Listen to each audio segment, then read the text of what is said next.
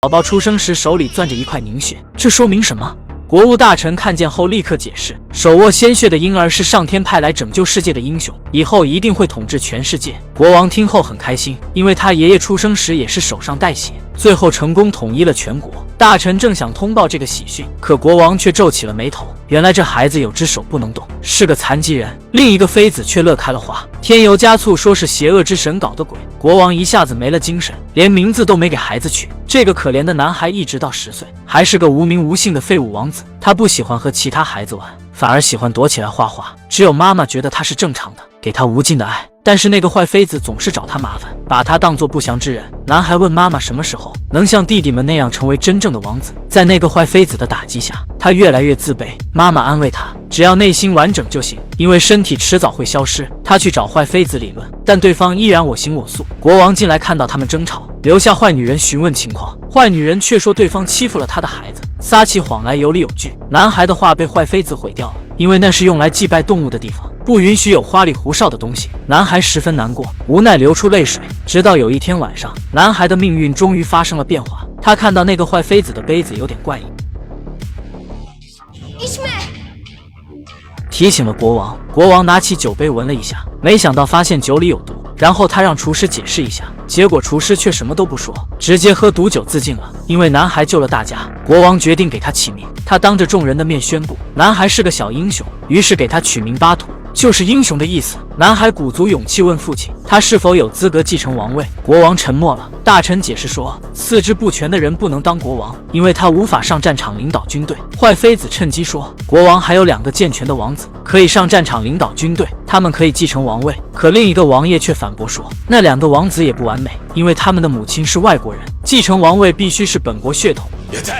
国王让大家停止争论，他不想让孩子们过早的陷入权力斗争中。况且今天有件好事，就是善良的王妃又怀宝宝了，这下不用担心后继无人了。不过那个坏妃子却在那边怪笑着，没想到王妃又流了产，这已经是第8次了。国王过来安慰她别难过，坏妃子就在门口偷看。大家都应该知道了，罪魁祸首就是他。原来他在王妃吃的东西里放了9次堕胎药，害得王妃流产8次，只有男孩活下来，但也成了残废。坏女人嫉妒心作祟，又策划了更大的阴谋，打算利用国王来杀掉他们母子俩。他向其他国家泄露情报，袭击了国王的军队，国王差点挂了。打扫战场时，坏妃子的手下在敌方口袋里塞了张纸条，被别人发现后交给了国王，纸上写着国王的行踪。国王觉得王宫里有内鬼，从纸条上的字迹看，内鬼竟然是善良王妃的父亲。与此同时，坏女人再次模仿王妃父亲的笔记写了封信，盖了假印章，用鸽子传给了男孩。男孩把信给妈妈看，信里面说他背叛了国王，可能会连累女儿，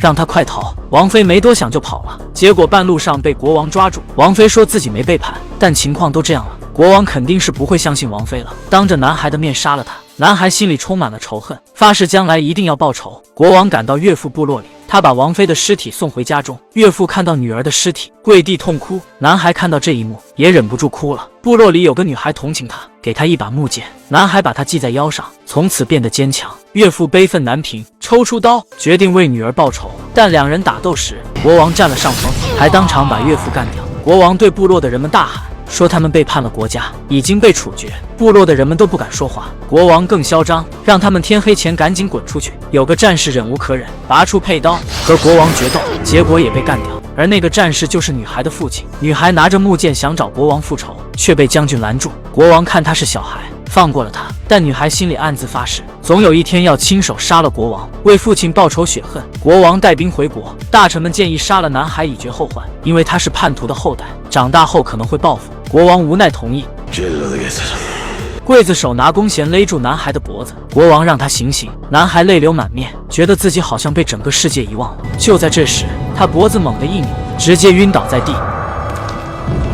国王看他这个样子，心软，饶了他一命。从此之后，男孩为了保住小命，每天开始装疯卖傻。大家都以为他成了说不了话的傻子，再也不能为妈妈报仇了。然而，男孩并未放弃，他暗中观察王宫的一切，生怕哪天就被杀了。同时，他也在慢慢长大。尽管所有人都想害他，但他觉得这不是他的错，而是法律的问题。他就这样装疯卖傻，在王宫里熬过了15年，甚至连手下都想欺负他，却不知道自己马上就要死在这个傻子手中。不久后，国王的傻儿子要结婚了，带着满满的女奴和珠宝聘礼，先行出发。后面跟着国王和皇室的重要人物。当第一分队路过一个山沟时，狼女已经设好了埋伏，瞬间干掉了几十个士兵。国王发现车队被抢了，火冒三丈，决定在这儿安营扎寨，非找到狼女不可。狼女趁机跑到河对岸的树林里，看到国王就在眼前，他是个神箭手，准备趁机干掉他。可是他太紧张了，手一直发抖。狼女放下剑，平复心态，可他再次瞄准国王时，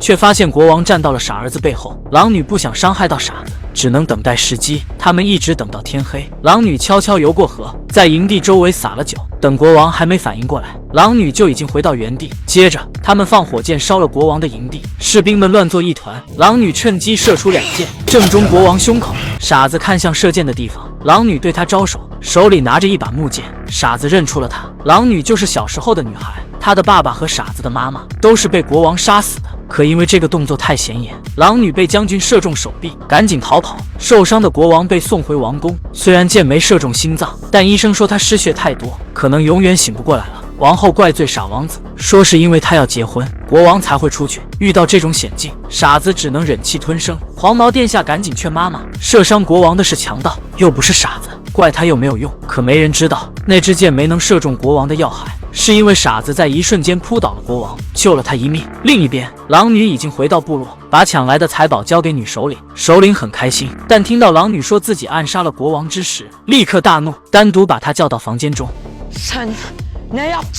狼女情绪激动地说，国王曾经杀了他们族中的长老，还把他们驱逐出了家乡，责问首领是不是都忘了。但是首领反而让他下跪认错，然后还用脚踩着他的手，责怪狼女搞砸了他的布局。原来首领并不只是想简单干掉国王，更想要统治整个世界。可没想到丧心病狂的首领勾结敌国，进攻自己的部落，让他们带走部落里的女性。因此狼女等人被士兵抓去王国当奴隶。而此时的王宫正处于危机之中，城墙外有一支军队，领队的是国王的弟弟。国王昏迷不醒，王爷想趁机篡位，而2个王子也不蠢，只让王爷和女儿进城。王爷低声告诉手下，一旦收到国王驾崩的消息，马上起兵叛变并攻占王宫。王爷假意探望国王，询问病情，而他的女儿小花却在四处张望，暗自捣鬼。他悄悄拿下了戒指上的宝石，然后故意扔在地上。等大家离开后，他借口宝石丢了，又回到房间，关上门，迅速来到昏迷的国王身边，揭开伤口上的纱布，往上面撒了毒药。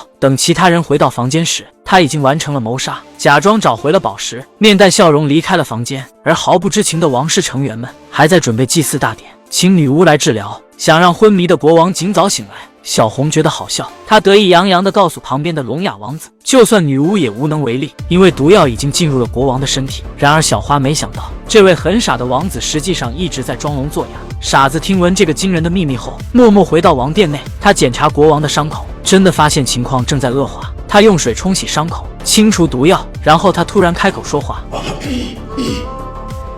傻子装聋作哑15年，是因为憎恨国王，但现在他必须救活国王，因为他去世的话，王爷将会叛乱。尽管如此，他仍然无法原谅国王。出门时，傻子遇到了刺杀国王的凶手狼女，他正混迹于奴隶中。傻子本不想揭穿他，但2人对视的情景被将军看到。将军仔细一瞧，没想到也发现了他的身份，对方正是射伤国王的刺客。将军检查狼女的手臂，不出意外发现了伤口。傻子想阻止他带走狼女，但将军知道他是傻子王子，根本不理他。将军把狼女带入地牢，傻子则一路跟踪。狼女被带到地牢里，将军想欲行不轨，狼女拼命反抗，却惹恼了将军。将军用匕首威胁狼女，危急时刻，有人用火把击昏了将军。傻子关键时候赶到，他帮狼女解开了脚镣，2人聊得火热。结果将军突然醒来了，他想要用匕首干掉傻子，好在被狼女及时制止了，挽救了傻子的性命。可惜他打不过将军，而将军也发现了傻子在装傻，就狠狠揍了他一顿。黄毛殿下正好路过，看见将军在伤害他哥哥，马上冲上来救傻子，但是被狼女先下手为强，再次救下了傻子。黄毛急忙检查哥哥的伤势，而傻子再次装傻，还暗示狼女让他一起配合。黄毛十分感激狼女，表示以后会代替哥哥报答他的救命之恩。而奴隶们被关到牢房里，环境又脏又臭，还有老鼠一群乱跑。聪明的狼女把老鼠赶到角落，用布袋子抓住了它们。此时女总管来发食物给奴隶们，但狼女嫌弃那些发霉的大饼，因为过了今晚首领就会把他们赎走。总管生气地把他推到地上，看到士兵们都拿剑指着他，狼女只好忍气吞声。小雪拿出私藏的金币贿赂总管，让他带走了女总管，奴隶们才逃过一劫。等他们走后，狼女继续抓老鼠，发现了一个洞口，她朝里面一望，里面竟然有一双眼睛，原来是傻子王子通过秘密隧道来看他。傻子让他别怕，可以挖隧道逃跑。狼女觉得不用那么麻烦，因为首领明天会带他们走的。傻子听到要分开，有些难过。第二天，女首领来到王宫，却被王子审问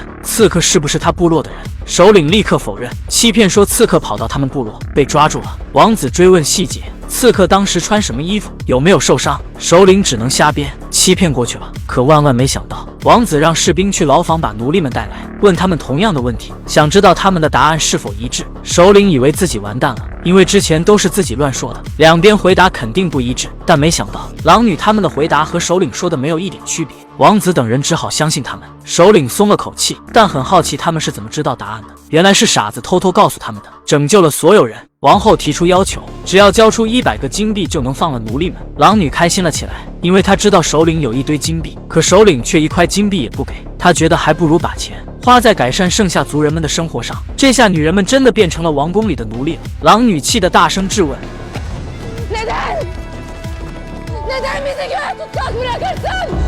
但最后首领还是头也不回地走了。